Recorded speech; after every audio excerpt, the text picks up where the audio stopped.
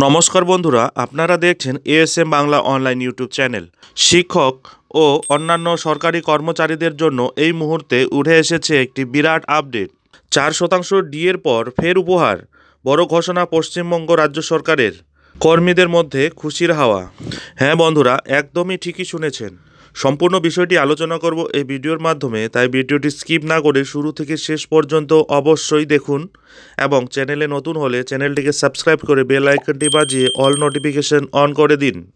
বন্ধুরা, আর মাত্র হাতে গোনা কয়েকটি দিন বাকি, তারপরেই নতুন বছরের সূচনা হতে চলেছে। তবে নতুন বছরের সূচনা হওয়ার আগেই সরকারি কর্মচারীদের জন্য রইল একটি বিরাট খবর। আপনিও কি সরকারি চাকরি করেন? তাহলে এই খবর কিন্তু আপনাকে চমকে দেবে। বন্ধুরা, সম্প্রতি একটি বড় সিদ্ধান্ত নিয়েছে পশ্চিমবঙ্গ রাজ্য সরকার। ইতিমধ্যে একটি বিজ্ঞপ্তি অবধি জারি করা হয়েছে নবান্ন থেকে। আর এই বিজ্ঞপ্তি দেখে এক প্রকার চোখ ছানা বড়া হয়ে গিয়েছে সকলের। যা এত বছর হয়নি তা এই সরকার করে ফেলেছে। ফলে সকলেই এক প্রকার অবাক হয়ে গিয়েছেন। কেন্দ্রীয় হারে না হলেও ডিএ বেড়েছে বহু সরকারি কর্মচারীদের। ফলে বছর শেষ হওয়ার আগে এই ডিএ সরকারি কর্মচারীদের কাছে কোনো বড় উপহারের চেয়ে বেশি কিছু নয়। এক ধাক্কায় 4% ডিএ বাড়ানোর ঘোষণা করেছেন মুখ্যমন্ত্রী মমতা বন্দ্যোপাধ্যায়। যদিও এই ঘোষণার মাঝেই বড় সিদ্ধান্ত নিল রাজ্য সরকার। বন্ধুরা, এখন আপনার মনেও প্রশ্ন জাগছে যে কী এমন সিদ্ধান্ত নিয়েছে রাজ্য সরকার। তাহলে এবার আপনাদের জানিয়ে রাখি, এবার একাধিক অতিরিক্ত পদ তৈরি করে সরকারি কর্মচারীদের পদোন্নতির সুবর্ণ সুযোগ দিচ্ছে মমতা বন্দ্যোপাধ্যায়ের সরকার। এই বিজ্ঞপ্তি অনুযায়ী রাজ্য সরকারের বিভিন্ন দপ্তরে সচিবালয়ে অতিরিক্ত পদ তৈরি করা হচ্ছে।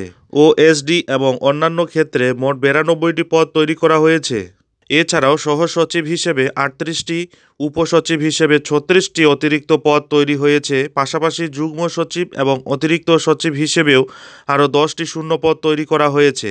যারা সেক্রেটারিয়েট সার্ভিসে কর্মরত তাদের পদোন্নতি করা হবে এবং তাদের পদোন্নতির মাধ্যমেই এই শূন্য পদগুলি পূরণ করা হবে। এছাড়াও পদোন্নতির ফলে বাড়বে বেতন। বন্ধুরা, আপনারা জানলে হয়তো অবাক হবেন, এতদিন পাবলিক সার্ভিস কমিশনের মাধ্যমে কোনো কর্মী লোয়ার ডিভিশন অ্যাসিস্ট্যান্ট হিসেবে যোগ দিলে কপাল খুব ভালো হলে প্রমোশন পেয়ে সর্বাধিক যুগ্ম সচিব হতে পারতেন। তবে এখন তারা অতিরিক্ত সচিবও হতে পারবেন। নতুন বছরের আগে সরকারি কর্মচারী ও পেনশনারদের চাপে পড়ে মাননীয় মুখ্যমন্ত্রী 4% ডিএ ঘোষণা করেছেন ঠিকই, কিন্তু কেন্দ্র ও রাজ্যের ডিএর ফারাকটা 36% হওয়ায় 4% ডিএ পাওয়ার পরেও খুব একটা খুশি নন রাজ্য সরকারি কর্মচারী ও পেনশনাররা।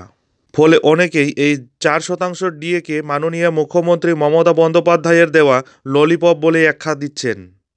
যাই হোক বন্ধুরা, এই ভিডিওটি এখন এখানেই শেষ করছি। ভিডিওটি ভালো লাগলে অতি অবশ্যই একটি লাইক দিয়ে বন্ধুদের মধ্যে শেয়ার করে দেবেন।